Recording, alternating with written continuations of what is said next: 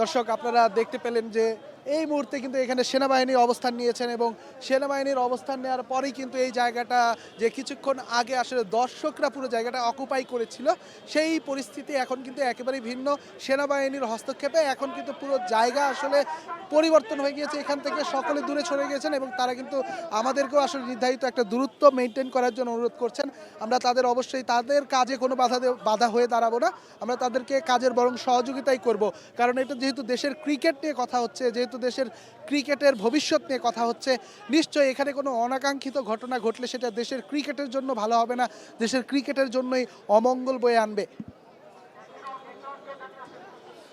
আপনারা দেখছেন আসলে পুরো এখানকার যে মিরপুর প্রাঙ্গণ, স্টেডিয়াম প্রাঙ্গণ, সেই প্রাঙ্গণকে একেবারে ফাঁকা করে দেওয়ার চেষ্টা করছে সেনাবাহিনীর সদস্যরা এবং এখানে যারা বিশৃঙ্খলা আসলে তৈরি করার চেষ্টা করছিলেন তাদেরকে আসলে সরিয়ে দেওয়া হয়েছে। ভাই এখানে আসলে একটু দেখানোর চেষ্টা করব, এখানে ভাঙচুর চালানো হচ্ছে, দর্শকরা আসলে এই পাশে নানা ধরনের ব্যানার ফেস্টুন যেগুলো রয়েছে সেগুলো ভাঙার চেষ্টা করছেন।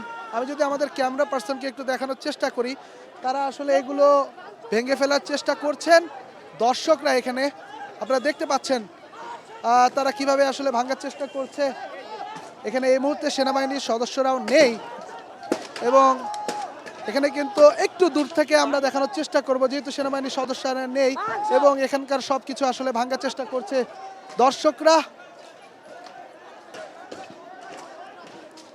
আপনারা দেখতে পাচ্ছেন এই মুহূর্তে এখানকার উৎসুক জনতা, তারা আসলে যেগুলো ব্যানার ফেস্টুন টানানো হয়েছিল সেগুলো ভেঙে ফেলার চেষ্টা করছে।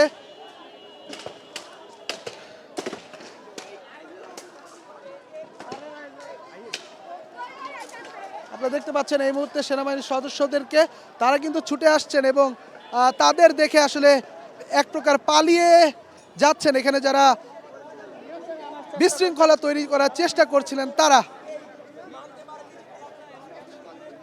আমরা সেনাবাহিনীদের সাথে আসলে যাওয়ার চেষ্টা করছি। এখানে গণমাধ্যমের গাড়িও রয়েছে, সেগুলোও কিন্তু অরক্ষিত, কারণ এখানকার যে পরিস্থিতি, এখানকার যে সিচুয়েশন এই মুহূর্তে আপনারা দেখছেন, সেনাবাহিনীর সদস্যরা কিন্তু কাউকে স্টেডিয়াম প্রাঙ্গণে আসলে আপনারা দেখছেন আসলে সেনাবাহিনীর সদস্যরা কিছুটা দৌড়ে যাওয়ার চেষ্টা করছেন এবং তাদেরকে কিন্তু ধরার চেষ্টা করছেন। একই সাথে আমার যিনি ক্যামেরা পার্সন রয়েছেন তিনিও কিন্তু তাদের সাথে রয়েছেন, আমরা তাদের সাথেই রয়েছি, আমরা যাওয়ার চেষ্টা করছি।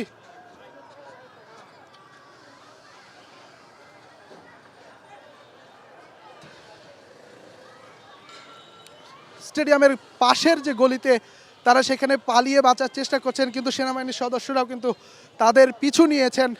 কোনোভাবেই কোনো রকমের অপ্রীতিকর ঘটনা হয়তো বা তারা তৈরি করতে দিবেন না এই স্টেডিয়াম এলাকায়। আমরা দেখছেন সেনাবাহিনীর সদস্যরা তাদের সর্বোচ্চ চেষ্টাটা করছেন।